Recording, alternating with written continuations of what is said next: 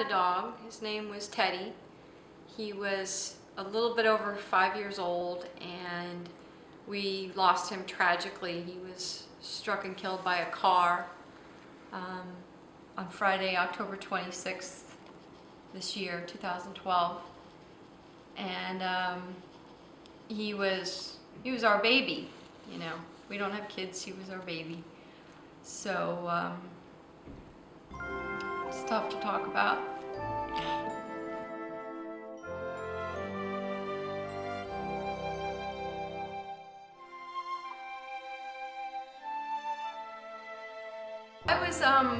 I was working in my office, and my office overlooks our front yard. Last thing that I actually saw, I remember, and I have this image kind of seared in my brain.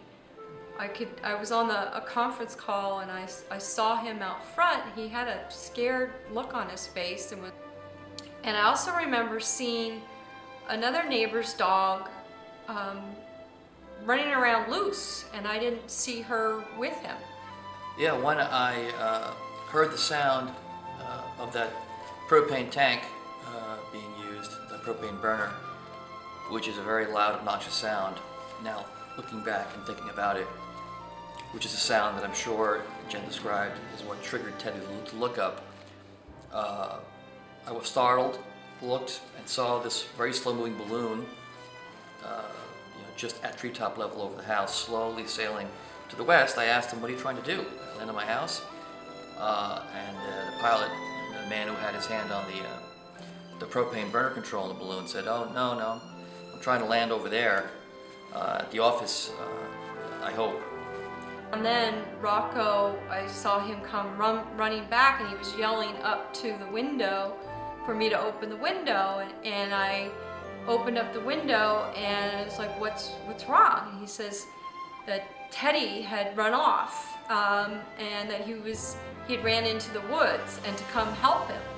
So I immediately, went outside, and we ran to the woods, and there were some neighborhood kids who came with us, and we were yelling for Teddy, Teddy, yelling for him. He did not come back, which was really strange. So I didn't know what to make of it. He always was, in earshot or an eye shot, within 25, 50 feet at most from me at all times.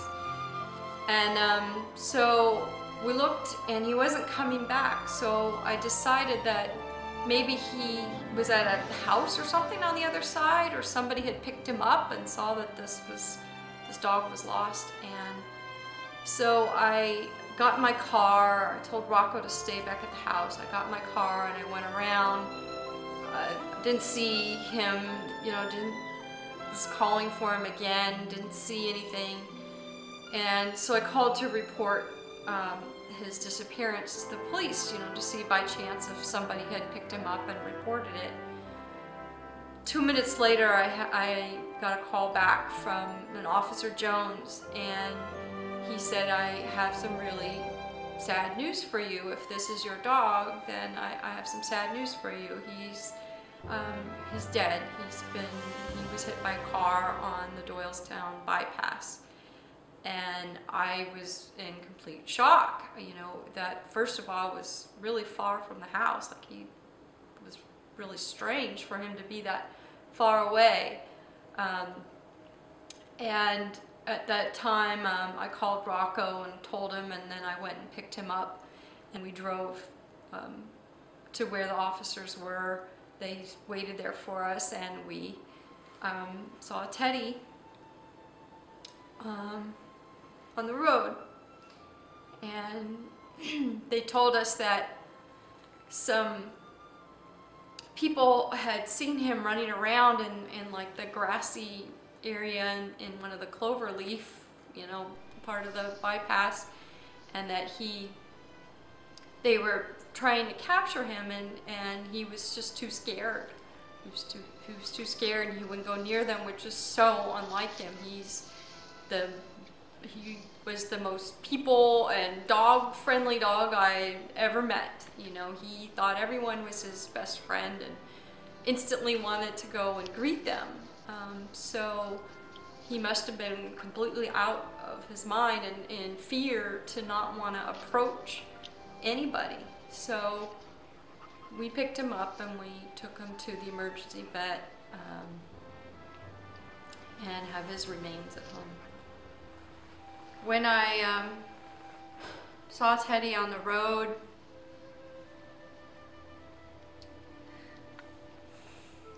we ran up to him, and it was just so bizarre. You know, he looked like he could just be sleeping, and that, you know, you see those scenes in the movies of people like crying on their loved one and saying, wake up, and I felt like that. I'd never felt like that before. It was, you know, I wanted him to come back. It broke my heart to lose my baby, but it also broke my heart to know how many people's hearts were also broken by him being gone. He meant a lot to a lot of people. He gave a lot of love, and I'm furious at that pilot. Absolutely furious how they could take my baby away from me. How they could be so careless and not even think twice about what they were doing, their actions, and what the consequences were of their actions. If you're moved by this, if you're going on a balloon ride, I want you to talk to the pilot. I want you to make sure that he or she is planning out where they're gonna land and are not going to fly over a neighborhood and put people or pets in danger. I also want property owners who live in densely populated areas that allow balloons to land in their area. It's not right. You don't understand, or you're not realizing what kind of impact they might have on the neighborhood surrounding them. So, you know, think twice about allowing that balloon to land on your property if you live in an area that is densely populated and residential in nature. So I hope that this video will, and this message will get out, and that people, and that something good will come from it, from something so tragic. I'd like for you to sign my petition to the Doylestown Township to put in place a prohibitive zone so that hot air balloons cannot land in our area. There's a lot of lovable dogs out there like Teddy. I want to make sure that this tragic accident doesn't happen